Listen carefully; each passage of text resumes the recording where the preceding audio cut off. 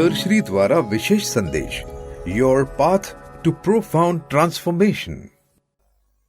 इंसान चाहता है कोई तो राहत दे दे, ऐसे सी तुम कथा कर लो, पूजा कर लो तो तुम्हारे कष्ट पैसे के, स्वास्थ्य के खत्म हो जाएंगे, रिलेशन के खत्म हो जाएंगे कष्ट। इस दिन पर ये पूजा, इस दिन पर वो पूजा, लक्ष्मी की पूजा करोगे तो लक्ष्मी प्रसन्न हो जाएगी। 2 दिन पहले धनतेरस मनाओगे तो स्वास्थ्य मिल जाएगा। धन्वंतरी कौन सा भगवान है जिसको स्वास्थ्य का ईश्वर कहा जाता है? स्वास्थ्य देव। सागर मंथन के वक्त लक्ष्मी प्रकट हुई थी तो धन्वंतरी भगवान भी प्रकट हुए थे। अमृत का कलश लिए। उसकी ज़रूरत क्यों पड़ी थी अमृत निकालने की? क्योंकि देवता लोग भी बीमार होने लग गए थे, उनको वैद्य की आवश्यकता थी। तो अमृत मिले ताकि अमर हो जाए। अमर होने का अर्थ क्या? बॉडी में जो कमियां हैं वे हो ही नहीं। अमर कब बनेगा इंसान? डिफिशिएंसी समाप्त हो जाएगी और बनेगी नहीं। तो इन दिनों पर सभी अपने अपने तरह से आयुर्वेदिक डॉक्टर अपने हिसाब से पूजाएं करते हैं, कुछ औषधियों की पूजा करते हैं। उस दिन से शुरुआत करते कुछ औषधियों की। चलो ये शुभ दिवस है, इस दिन से देना शुरू करो। जैसे बही खाते बनाए जाते हैं, कोई लोग चलो इस दिन से वही खाते खोलेंगे, शुभ लाभ होगा। तो धन्वंतरी ईश्वर प्रकट हो गए कलश के साथ। तो फिर प्रथा भी बन गई कि क्या किया जाना चाहिए? धनतेरस के दिन बर्तन खरीदने चाहिए, क्योंकि अमृत का कलश हाथ में है। तो चलो उनको खुश करेंगे तो क्या करेंगे, हम भी बर्तन लेकर आते। और बर्तन तो इतने बढ़ते जा रहे हैं लोगों के घर में, तो लोग बोलते चलो कुछ तो मोबाइल लेकर आते हैं, कुछ तो खरीद कर, फिर दुनिया भर की चीज़ें खरीद कर लाते। असली बात गायब हो गई। प्रथा क्यों बनी थी? बर्तन लाओ ताकि तुमको अमृत जब दिया जाए तो किसमें लोगे? आपके पास पात्र तो हो, पात्रता होगी तो ही ले पाओगे, वरना लोगे कैसे? तो पहले ये पूर्व तैयारी। बर्तन खरीद कर आना यानी क्या है? पूर्व तैयारी। मगर कितने लोग खरीदते हो ये सोचते हैं कि मुझे अमृत मिलेगा, इसके लिए मैं खरीद रहा हूँ, ये मेरी पूर्व तैयारी है। इस बर्तन में, शुद्ध बर्तन में, चांदी का है, पीतल का है। चांदी का बर्तन इसलिए कहा गया ताकि चांद की शीतलता प्राप्त हो, संतुष्टि। बिना धन्वंतरी के सिर्फ लक्ष्मी आ गई तो क्या होगा? उन लोगों से पूछो जिनके पास पैसे तो बहुत है, स्वास्थ्य नहीं है। धन्वंतरी नहीं, लक्ष्मी है, तो वो कहते हम पैसे का उपभोग कर ही नहीं पाते।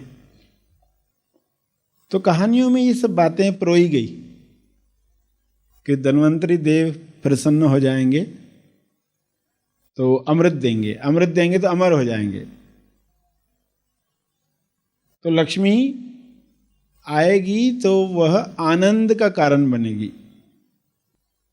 वरना दुख का कारण बन जाती है। तो देवताओं को वैद्य की जरूरत थी, इसलिए वे प्रकट हुए अमृत के साथ। और उसके बाद की कहानी मालूम है आपको, देवताओं को अमर क्यों कहा जाता है, सभी को कैसे अमृत मिला। मगर आपने समझा कि ये सब जो प्रथाएं बनी उसके पीछे क्या बताने का प्रयास किया गया था कि दिवाली के पहले ही इंसान तैयारी कर ले, वरना उसका शुभ लाभ लोभ बन जाता है। तो वो इतना ही सोच पाता है कि इस दिन पर मैं जो भी सोने के सिक्के खरीदूंगा तेरा टाइम बढ़ जाएंगे आगे। तो धनतेरस, धन को 13 गुना बढ़ा दिया। इस दिन पर खरीदा तो 13 गुना बढ़ता ही है। तो लोग उतना ही सिर्फ याद रख पाते हैं, बाकी सब भूल जाते हैं कि तुमको वो पूर्व तैयारी करने के लिए कहा गया। दिवाली आ रही है, पूर्व तैयारी करो, यानी अमृत मिलेगा, तुम उसको ले पाओ। तुम्हारे पास बर्तन है क्या? तो आज बर्तन की जगह पर क्या होना चाहिए? डायरी।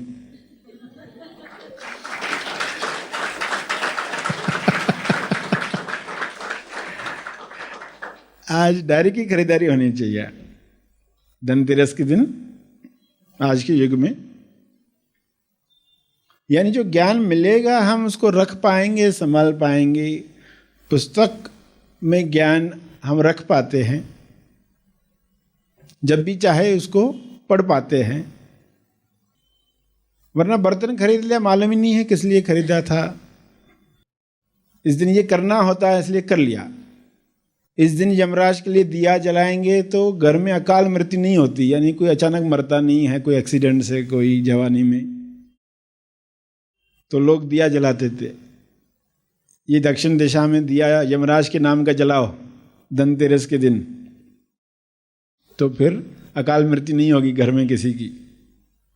तो ऐसी मान्यताएं सब बना ली गई अमर बनने के लिए, स्वास्थ्य प्राप्त करने के लिए। ये अमृत मिले यानी ज्ञान का अमृत मिले, समझ का अमृत मिले, तो पता चले कि ये था ही। लोग भूल जाते हैं, त्योहार के बहाने उनके सामने चीज़ें आती है तो वे फिर से सही ढंग से दिवाली मनाते हैं। पहले ही तैयारी करते हैं, पूर्व तैयारी करते हैं। इस बार दिवाली में हम क्या करने वाले हैं? जो बॉम्ब जली रहे हैं उनको कैसे सुनेंगे? जो हवाइयाँ चली रही हैं उनको कैसे देखेंगे? जो विचार, जो हवाइयाँ आकाश की याद दिलाएं।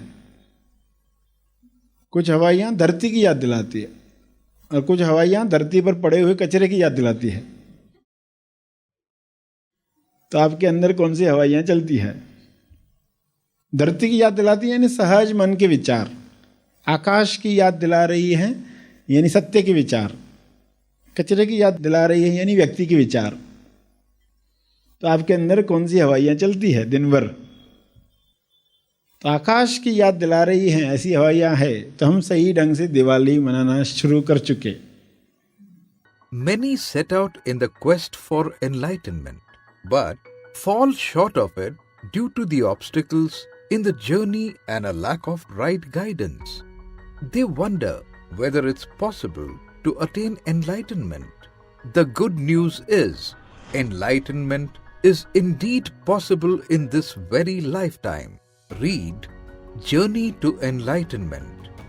In a step-by-step manner, this book explains what enlightenment really is, why and how to prepare our body, mind for the experience of enlightenment, how to overcome the pitfalls in this journey. This book leads the seeker beyond mere glimpses to stabilize permanently in that sublime bliss of self-realization. Available on Amazon and Google Books. Visit our online store at www.gethappythoughts.org today.